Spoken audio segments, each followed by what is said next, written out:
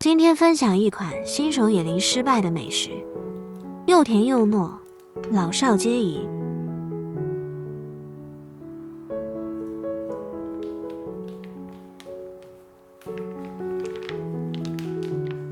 150克糯米粉，110克温水，用筷子混合。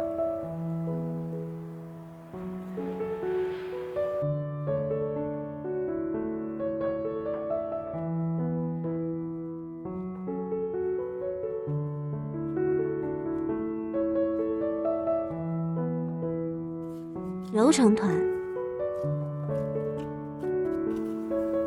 揪一块粉团，搓圆。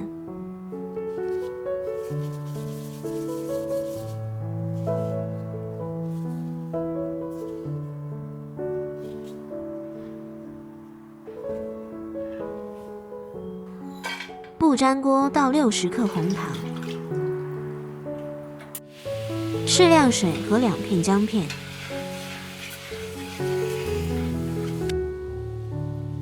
把糯米丸子放进来，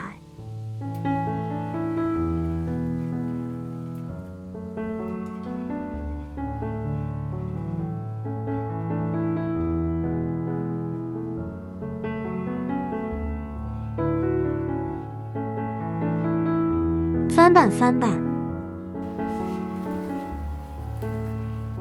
熬煮到汤汁变浓稠。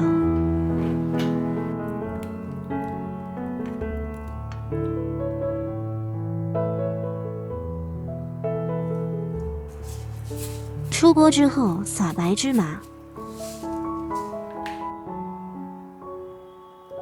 趁热吃最好吃，